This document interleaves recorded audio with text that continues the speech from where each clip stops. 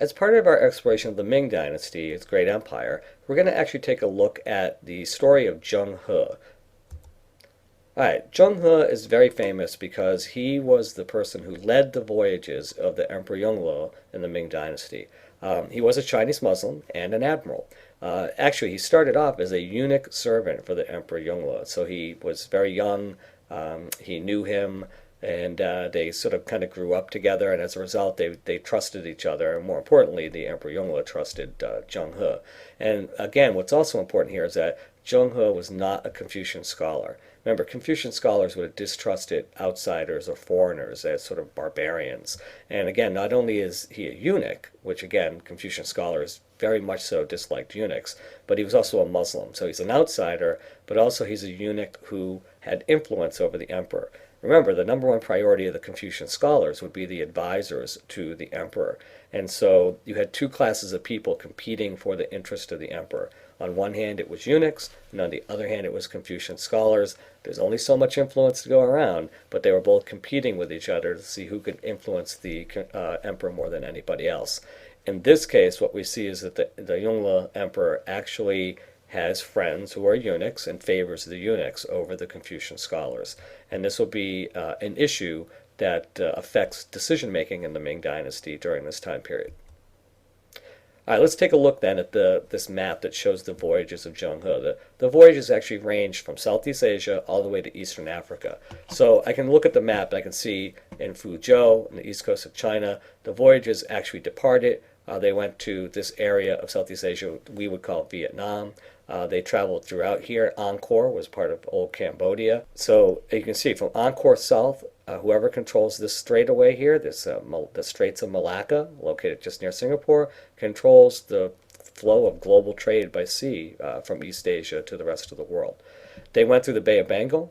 You can see they went past Sri Lanka, southern India, made their way all up here to Hormuz, and then across the Saudi Arabian Peninsula, and at one point, Zheng He will actually visit Mecca, which of course, as a Muslim, that was one of the things he needed to do once in his life, was to go on the Hajj. And then they eventually made their way further south and went down to the coast, east coast of Africa, before heading back to China. So these were fairly extensive voyages. The goal of the voyages was to distribute gifts, including porcelain and silk, to show Chinese superiority. So for instance, over here on the left, you can see this is a Ming Dynasty vase. It's during the Ming Dynasty that Chinese porcelain production reaches its height of sort of greatness, and also silk production. Silk was invented in China, and of course it could only be produced in China in this sort of refined manner. And these were both highly sought after goods throughout not just Asia, Southeast Asia, but also in Europe as well. Now, more than 16 countries sent tribute back to the Ming court. This is actually interesting, as the Chinese would bring gifts like porcelain and silk that would make people think how awesome they really were, but at the same time, people then sent tribute payments back to China. So in many ways, this was almost like a balance of trade.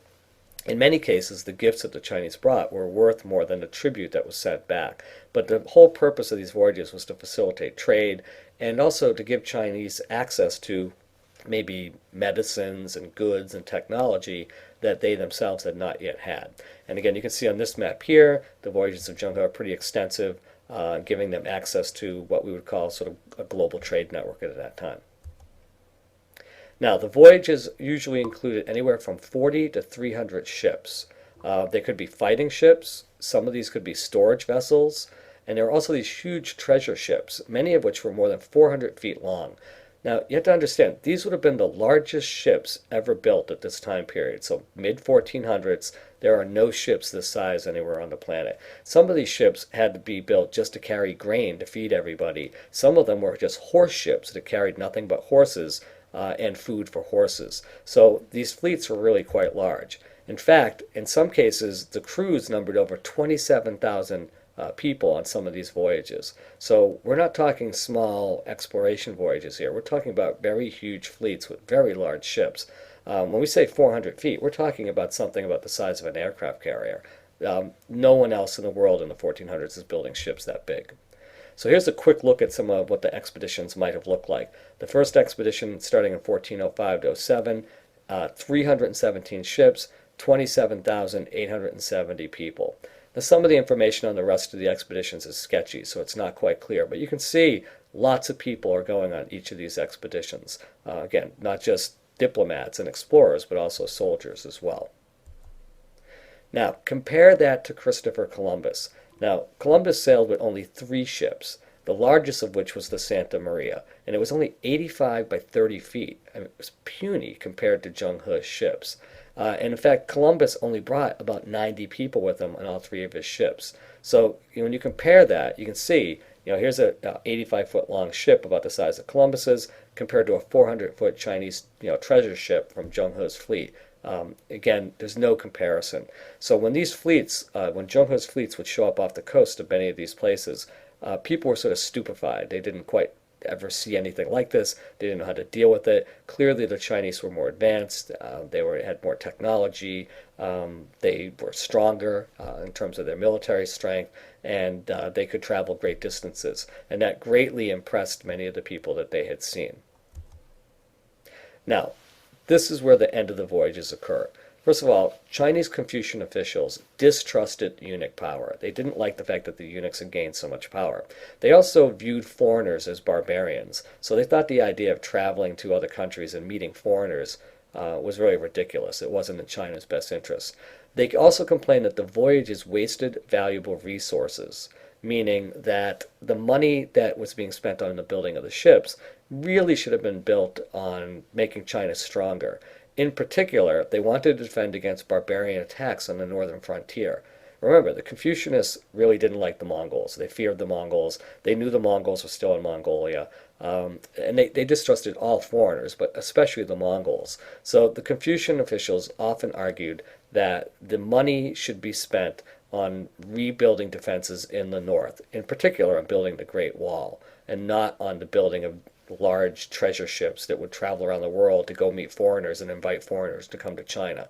So you can see that there's a big difference between how Confucian officials see how things should go and how the eunuchs think things should go. And that's leaving the emperor with conflicting advice.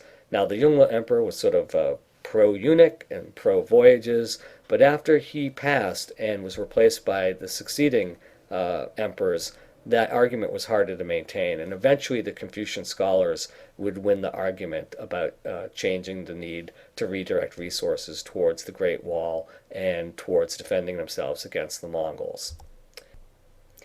So, in 1433, after the 7th voyage, China basically made the decision to destroy the fleet. The emperor was convinced by the Confucianists won the argument, that the voyages were no longer necessary. And as a result of this, they decided instead to withdraw into isolation behind the Great Wall. So this turns out to be a major turning point in Chinese history, that instead of being outward looking and engaging the rest of the world in terms of its exploration and welcoming other people, foreigners, to China, they instead saw foreigners as sort of barbarians and outsiders and people not to be trusted, and instead of trying to have contact with them, they instead hide behind the Great Wall. So let's just take a quick look at some pictures of the Great Wall and what it's really all about. This is actually a historic picture that dates from the turn of the century, this last century, and you can see the Great Wall wasn't really maintained very well. Only up until very recently has it been sort of renovated. And so again, it's a major structure. It's been sitting there since the mid-1400s. Okay, and this is some diagrams that show pretty much how it was built. And you can see over here on the left that basically it's just rammed in earth between 2 walls of brick on both sides, on the inside and the outside, which the towers are built at different intervals, the watchtowers and also station towers. But essentially what's inside the middle of the 2 bricks is just this ram-packed earth. And oftentimes, if people died while building on the wall, they would sometimes throw bodies into it and cover them over. So, it's kind of an odd fact, but not only is the Great Wall the longest wall in the world, but some people have argued that it's the longest graveyard in the world as well. And over here on the right-hand side, you can see on this diagram here that these towers weren't just towers, but they were designed to sort of be living quarters. So yes, guards would have to do duty, but they'd also have to live in these things as well. They'd have to be able to cook, and, clean and live their daily lives. Hence, as you can see, there's a staircase and entrance. That's, of course, on the inside, the Chinese side of the wall. as opposed to the outside. And so, in some cases, there's evidence to suggest that not only did soldiers live here, but they brought their families with them as well. Here's an interesting map. Now it's color coded, and you can see the different colors all over the map represent different areas in North China where there are actually walls. So it's not that China has a Great Wall, it's that there are a series of walls. And these walls were all built at different time periods, and not all walls look the same. So again, if you look at the bottom of the diagram, you can see these yellowish areas are walls that were built from the Wei, Zhou, Qin, and Yan dynasties. So that's, and again, the Qin being the first dynasty in 221. Those are the yellow ones. And then you can see here the Han dynasty walls are orange. Okay, Northern Wei are sort of a light pink. The Northern Qi and the Sui dynasties are kind of a sort of reddish mauve color here. And then you got a light purple is the Liao and the Jin dynasty. And then the dark purple is the Ming dynasty wall. And you can see this is the Ming dynasty wall. I'm sort of tracing it. It goes across here, goes across northern China. There are gaps in it. There's this sort of circular area around Datong. Right? And then there's some other walls out here towards the west. And then there's some broken pieces along near the Silk Road. But it's not continuous. And so you need to keep in mind that the wall that we see today is not the way that most of these walls look. Most of these walls are just made of ram-packed earth. So here's some examples. Let's take a look. This is a Ming wall, and you can tell the Ming wall from all the other walls because the Ming walls are the ones that are covered in brick. Okay, so here's some more images. Again, typical Ming Dynasty wall. So these walls would have been built around the 1400s, mid-1400s. Okay, and it's a monumental undertaking, clearly. It's not something that would have been cheap. It would have required a lot of effort, time, and money. But again, instead of using the treasure ships to go off and explore the world, the Confucians convinced the emperors to actually build this wall because they thought that the greater threat was to the north and that it was the Mongols. And it's extremely impressive. It's incredible how they were able to build it up such a mountainous terrain. And here's a really good example of how high the wall actually goes in certain places.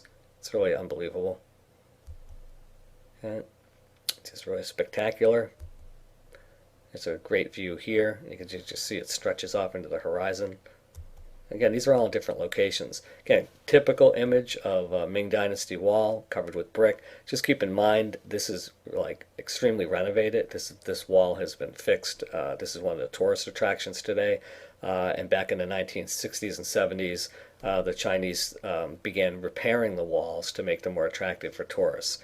And of course, tourism brings in a lot of money to China, and as a result, they want the wall to be as nice as it can. So again, historically, it wouldn't have looked this nice. These are fairly modern, updated, renovated sections of the wall. Of course, the original intent of the wall was to keep barbarians out. Interestingly, they use it today to attract barbarians to come and visit China. And of course, this is not one of the purposes of the Great Wall. This is not a real picture, but it's just something I came across that I thought was quite funny. But I don't believe there is any great slide of China yet. And what is interesting, though, is what they do use the wall for. Today, again, they're not using it to keep barbarians out, but instead, you see here, it's being used as a runway for a fashion show. So again, the Chinese are quite proud of the Great Wall, but it shows up not only in advertising, but also in some of their new current events. And then, just to go back to some of the history that we need to make sure we stay focused on, the decision to end the treasure voyages and basically build this Great Wall and hide behind it and isolate China turns out to be a really big mistake, because what will happen is that China will be unprepared for the arrival of Europeans during the 18th and 19th centuries. They, of course, arrived by ship. And when the Europeans showed up, they brought very large ships with them. You can see here in the background of this painting, there is a steamship back here, very large ship. So it's not just wind powered, but it's steam powered, and it would have had enormous cannons on it that would have, of course, used gunpowder, a Chinese invention, to fire its shells. These smaller Chinese junks were about the largest ships that the Chinese had at this time, and of course they were not prepared for being able to fight this sort of vastly superior technology that the West had developed. So the mistaken decision is that by isolating itself internally, limiting its contact with foreigners and hiding behind the Great Wall, and seeing foreign ideas and foreign people as barbaric and uncivilized, the Chinese basically put themselves where they would be left behind, as Europe in particular passed them technologically in the 18th and 19th centuries. And had China not isolated itself and maintained contact with the rest of the world, history would probably be very different than it is today. So, historical decisions have to be sort of weighed very carefully by those making them. In this case, the emperors of China, the Ming Dynasty, made a mistake that came back to sort of haunt them a century later.